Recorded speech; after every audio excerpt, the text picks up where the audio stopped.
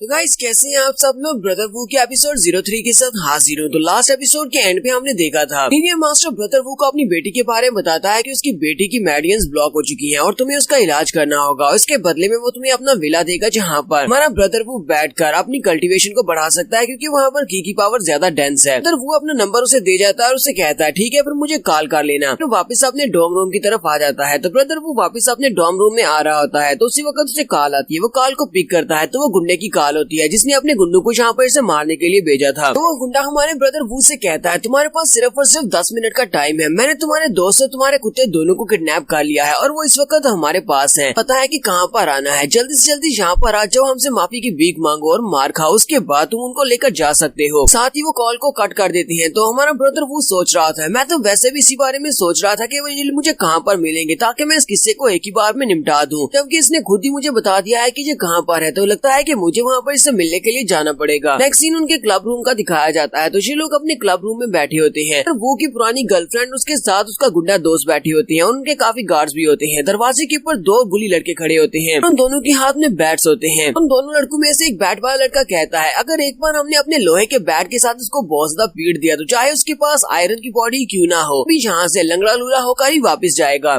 दूसरे वाला गुंडा कहता है बॉस आपको थोड़ा सा दूर रहना होगा। जब हम उसको पीट रहे होंगे तो उसकी बॉडी से बहुत सारा ब्लड निकलेगा, कहीं आपके महंगे कपड़े गंदे ना हो जाएं। बॉस भी वहाँ पर बड़े ही आराम से बैठा होता है, ड्रिंक कर रहा होता है और उनसे कहता है हाँ क्यों नहीं। और यहीं पर उसके मोटू दोस्त और साथ में उनके डॉग को भी दिखाती हैं। उन्होंने उन दोनों के मुंह के अंदर कागज ठूंसा होता है ताकि वो लोग यहाँ पर आवाज न करें। तो थोड़ी देर के बाद हमारा ब्रदर वो वहाँ पर पहुँच जाता है। जैसे वो दरवाजे से अंदर एंटर होता है तो बैट वाला गुंडा अपने बैट के साथ उसके ऊपर अटैक करता है। हालांकि उसने बड़े जोर के साथ बैट को घुमाया होता है। हमारा ब्रदर वो अपने हाथ को सामने की तरफ करता है और अपनी कलाई के साथ उसके बैट को वहीं पर ब्लॉक कर लेता है और उसका बैट भी वहाँ पर बेंड हो जाता है। इसी के साथ ही ब्रदर वो अपने हाथ को घुमाते हुए उसके मुंह पर एक जबरदस्त थप्पड़ मारता है, जिससे वो लड़का उड़ता हुआ पीछे वाली दीवार में जाकर पटकता है। ये देखकर तो बॉस और साथ में उसकी गर्लफ्रेंड दोनों ही बहुत ज्यादा हैरान हो जाते हैं। उसकी गर्लफ्रेंड चिल्लाकर उसे कहती है ऐसा कैसे हो सकता है, कल तक तो तुम बिस्तर के ऊपर पड़े हुए थे मार खाने के बाद, आज तुम बिल्कुल ठीक ठाक कैसे हो गए हो। ब्रदर वो से कहता है ये तो कल की बात थी, आज तो अलग बात है। टियान हाउ बॉस के साथ उसके जो साथी होती है वो उसे कहते हैं बॉस टियान हाउ हमें लगता है कि इस लड़के ने अपने कपड़ों के अंदर या अपनी बॉडी के अंदर कोई आयरन का प्लैंक छुपाया हुआ है, यानी कि लोहे का टुकड़ा छुपाया हुआ है। ये लोहे के बैट को इस तरह कैसे ब्लॉक कर सकता था। ये लड़का यहाँ पर चीटिंग कर रहा है। तो ब्रदर वो भी उनसे कहता है तो तुम लोग इसको ऐसे ही समझ लो, हाँ मैंने अपने कपड़ों के अंदर एक आयरन प्लैंक छुपाया हुआ है, इसी वजह से मैं इतना टफ हूँ। ये बात सुनने के बाद उसकी गर्लफ्रेंड भी कहती है मैं भी इसी बारे में सोच रही थी कि अचानक से कचरे के अंदर इतनी हिम्मत कहाँ से आ गई और उसकी बॉडी इतनी स्ट्रॉन्ग कैसे हो सकती है कि वो यहाँ पर आयरन के बैट को रोक सके। हमारा ब्रदर वो सीधा अपने दोस्तों की तरफ आगे बढ़ता है। तो उसका मोटू दोस्त सोच रहा होता है तो फाइनली इसको मेरी परवाह है, इसी वजह से ये मुझे बचाने के लिए आया है। वो अपना हाथ आगे बढ़ाता है। मोटू को लगता है कि उसके मुंह से पहले रुई निकालेगा या फिर कागज जो भी है। तो सीधा अपने डॉग के पास चला जाता है। वो हस्की के मुंह के अंदर से उस कागज को बाहर निकालता है। तो बेचारे मोटू का दिल टूट जाता है। उसे तो लगा था कि वो पहले उसे बचाएगा, वो रोना शुरू कर देता है। फिर वो साथ ही मोटू के मुंह के अंदर से भी कागज को निकालता है। तो वो वहाँ पर अपने दोस्तों के पास बैठा होता है। उसी वक्त हाउटियन का प्रोफेशनल गार्ड आगे बढ़ता है और उसे पंच मारने लगता है। तो हमारा ब्रदर वूप जल्दी से पीछे की तरफ घूमता है और उसे एक जबरदस्त किक मारता है, जिससे वो उठता हुआ पीछे वाली टेबल के पास जाकर गिरता है।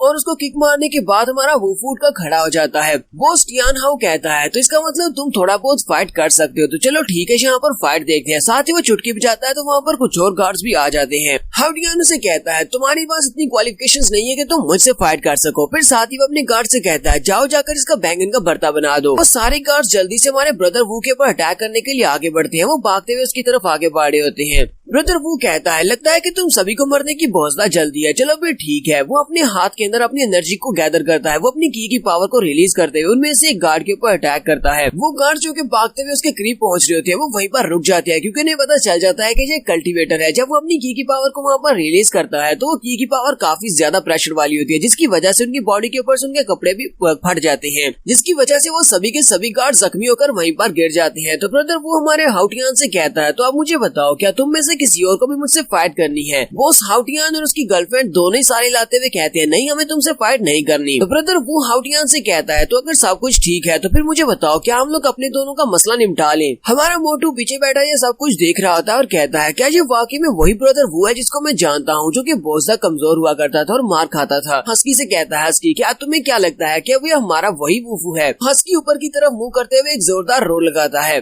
तो ब्रदर वू की पुरानी गर्लफ्रेंड वूफू से कहती है, तुम्हें क्या लगता है कि अब तुम्हारे पास थोड़े बहुत स्किल्स आ गए हैं तो तुम काफी बड़े हाई माइटी बन गए हो? ऐसी बात नहीं है, एक कचरा हमेशा कचरा ही रहता है। जबकि उसके साथ खड़ा बॉस टियान हाउ उसे चिल्लाकर कहता है, तुम अपनी बकवास बंद करो, तुम इसे गुस्सा क्यों दिला रही हो? क्या तुम मुझे मरवाना चाहती हो? तो इस बात से वो गर्लफ्रेंड भी काफी ज्यादा गुस्सा हो जाती है और कहती है, ये यहाँ पर सिर्फ और सिर्फ एक कचरे से डर कर मेरे ऊपर चिल्ला रहा है, ये बहुत ही घटिया इंसान है। मुझे तो लगा था कि इसके साथ रहने से मुझे काफी फायदा होगा। तो हमारा ब्रदर वो उन दोनों की तरफ घूर कर देखता है, क्योंकि उसी वक्त उसका हस्की उसकी गर्लफ्रेंड के पाँव के ऊपर आकर सुसु कर रहा होता है। तो जैसे ही हस्की उसके पाँव के ऊपर सुसु करने के बाद वहाँ से साइड पर हटता है, उसी वक्त बाहर का दरवाजा खुलता है और एक और कल्टीवेटर लड़की वहाँ पर आ जाती है। ये छोटी लड़की एक कल्टीवेटर है, क्योंकि ये सारे के सारा इलाका इस लड़की के अंदर आता है, क्योंकि इनकी फैमिली बैकग्राउंड काफी ज्यादा स्पेशल है। इसी वजह से वो अंदर आती है और कहती है, मैंने सुना है कि यहाँ पर कोई हमारे इलाके में आकर मुश्किल क्रिएट कर रहा है। हमारा ब्रदर वो उस लड़की की तरफ घूर कर देखता है। जब वो उसकी तरफ घूर कर देखता है तो साथ ही वो हंसना शुरू कर देता है, क्योंकि उसके पास जो मास्टर स्पिरिट होती है वो डबल हैमर मास्टर स्पिरिट होती है, और डबल हैमर मास्टर स्पिरिट कोई ज्यादा पावरफुल मास्टर स्पिरिट बिल्कुल भी नहीं है। देखकर वो हंस रहा होता है, जबकि वो लड़की भी इस बात से काफी हैरान होती है कि ये मेरी तरफ देखकर हंस क्यों रहा है। लड़की उसकी मास्टर स्पिरिट की तरफ देखती है। वो जब उसकी मास्टर स्पिरिट देखती है तो उसे पता चलता है कि इसके पास एक टूटी हुई तलवार की मास्टर स्पिरिट है, जिसकी वजह से वो भी हंसना शुरू कर देती है और कहती है, लड़का जिसके पास टूटी हुई तलवार की मास्टर स्पिरिट है और ऊपर से सिर्फ और सिर्फ की रिफाइनमेंट्स के फर्स्ट स्टेज के ऊपर है, ये यहाँ पर इतना कुछ कैसे कर सकता है? तो इसकी वजह से वो काफी ज्यादा खुश हो जाती है और वो हमारे ब्रदर वू से कहती है, तुम्हारे जैसा एक छोटा लड़का भी यहाँ पर आकर इतना ज्यादा रकस क्रिएट कर रहा है, जिसके पास टूटी हुई तलवार की मास्टर स्पिरिट है और साथ में उसकी स्टेज भी की रिफाइनमेंट स्टेज के फर्स्ट लेवल पर है। वो टियान हाउ आगे बढ़ता है और छोटी लड़की से कहता है, यही लड़का है, इसी ने मेरे बहुत सारे गार्ड्स को बहुत ही बुरी तरह से पीटा है, इसलिए तुम्हें बहुत ज्यादा होशियार रहना होगा। वो भी ये बात सुनने के बाद काफी हैरान होती है। उसी वक्त हस्की फिर से आगे बढ़ता है और जाकर उसके पाँव को चाटना शुरू कर देता है। इससे वो लड़की कहती है, ये क्या, इस गंदे टॉक को मुझसे दूर करो। फिर साथ ही वो अपनी पावर्स को रिलीज करती है और बड़ी स्पीड से जंप करते हुए हमारे ब्रदर वू को पंच मारने के लिए उसके करीब पहुंच जाती है। वो कहता है, इसकी स्पीड तो काफी ज्यादा है। जल्दी से अपने दोनों बाजू को सामने की तरफ करते हुए उसके पंच को ब्लॉक करता है, लेकिन उसके पास उसका डबल हैमर मास्टर स्पिरिट है। वो जब उसे पंच मारती है तो उसके दोनों बाजू जख्मी होते हैं। तो वो पंच खाने के बाद पीछे की तरफ हटता और कहता है, ये लड़की, इसका लेवल मुझसे अप है, इसी वजह से इसकी स्ट्रेंथ भी मुझसे ज्यादा है। उसकी गर्लफ्रेंड सोच रही होती है कि इसने उसके अटैक को ब्लॉक कर लिया, ये कब से इतना स्ट्रॉन्ग हो गया? कहीं ऐसा तो नहीं है कि वूफू भी एक कल्टीवेटर है, इसी वजह से इतना ज्यादा स्ट्रॉन्ग हो गया है? तो छोटी लड़की फिर से जंप करती है और इस बार वो हमारे वूफू को किक मारने लगती है। वो जंप करते हुए किक मारती है और कहती है, बस भी करो, चुपचाप मुझसे मार खा लो। तुम्हारे वूफू के पास क्योंकि काफी सारे स्किल्स हैं, वो जब देखता है कि वो उसे किक मारने के लिए आगे बढ़ रही है, उसका पाँव ऊपर की तरफ होता है, तो वूफू नीचे की तरफ से या पीछे की तरफ बढ़ता है। अपने हाथ के अंदर अपनी पावर्स को रिलीज करते हुए उसकी तशरीफ के ऊपर एक पंजा लगाता है, जिससे वो उसकी पावर्स को वहाँ पर सील कर देता है। जैसे ही वो उसकी तशरीफ के ऊपर एक पंच मारता है,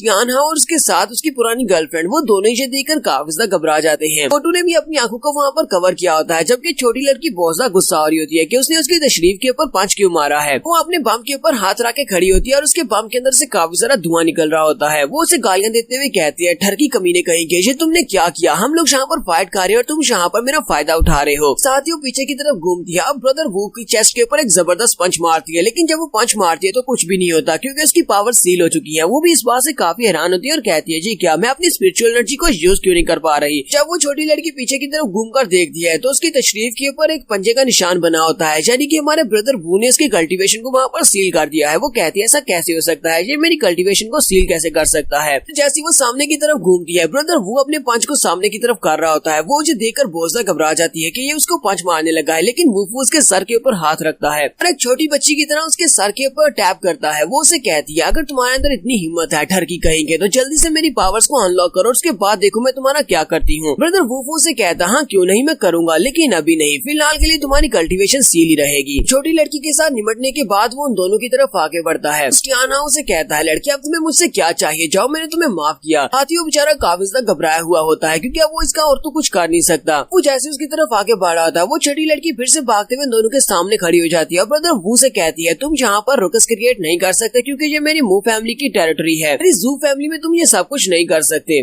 तो वो उसकी तरफ घूर कर देखता है और उससे कहता है, तो मुझे इस बात से क्या फर्क पड़ता है? वैसे भी इन लोगों ने यहाँ पर मुझे बुलाया था। तुम्हें लगता है कि मैं यहाँ पर मसला क्रिएट कर रहा हूँ? तुम्हें कोई शक है तो तुम इन लोगों से पूछ सकती हो। उसे गार्ड्स की तरफ इशारा करता है और कहता है, जाओ जाकर उनसे पूछो कि यहाँ पर ये सारा मसला किसने क्रिएट किया है। फिर साथ ही वो घूर कर उनकी तरफ देखता है और कहता है, चलो जल्दी से इस यंग मिस को बताओ कि यहाँ पर ये सब कुछ किसने किया है। तो उनमें से एक गार्ड कहता है, हाँ ये सब कुछ बॉस टियान हाउ की वजह से हुआ है। बॉस टियान हाउ ने इसके दोनों दोस्तों को किडनैप किया था। उसके बाद बॉस ने हमें ऑर्डर्स दिए थे इस लड़के के ऊपर अटैक करने के। ये सुनने के बाद वो छोटी लड़की काफी गुस्सा हो जाती है और बॉस टियान हाउ से कहती है, क्या तुमने यहाँ पर मुझसे झूठ बोला? तुमने तो कहा था कि ये लड़का तुम्हारे साथ पंगा ले रहा है और तुम्हें नुकसान पहुंचा रहा है। तो फूफू जल्दी से आगे बढ़ता है, छोटी लड़की को पीछे कर देता है और जाकर टियान हाउ के सामने खड़ा कर उसे कहता है, तो क्या तुम मुझसे माफी मांगोगे? टियान हाउ आगे हंसना शुरू कर देता है और उसे कहता है, कहीं तुम कोई सपना तो नहीं देख रहे, मैं और तुमसे माफी मांगो। वो ये वाली बात करता है, हमारा फूफू उसके मुंह पर एक जबरदस्त थप्पड़ मारता है। इस बात से टियान हाउ और भी गुस्सा होता है और उसे कहता है, तुम्हारी हिम्मत कैसे मुझे थप्पड़ मारने की? तुम्हें याद नहीं है कि तुम्हारा बाप मेरी फैक्ट्री में टॉयलेट साफ करने का काम किया करता था? मैं तुम्हारी पूरी की पूरी जिंदगी को बर्बाद कर दूंगा। इसी के साथ ही हमारा फूफू उसके मुंह पर एक और थप्पड़ मारता है। ब्रदर फूस के मुंह पर एक और थप्पड़ मारता है और उसे कहता है, जब भी तुम बदला लेना चाहो मुझे ढूंढ लेना, क्योंकि मैं कौन सा यहाँ से जाने वाला हूँ, लेकिन फिलहाल के लिए यहाँ से माफी मांगे बिना मैं तुम्हें जाने नहीं दूंगा। यहाँ पर हम लोग अपनी एपिसोड 3 का एंड करेंगे। तो क्या ये इससे माफी मांगेगा या नहीं, ये हम लोग नेक्स्ट एपिसोड में देखेंगे। एपिसोड की एक्सप्लेनेशन अच्छी लगी तो कमेंट करके जरूर बताइएगा। चैनल को सब्सक्राइब कर दे, वीडियो को लाइक और शेयर कर दे। शुक्रिया।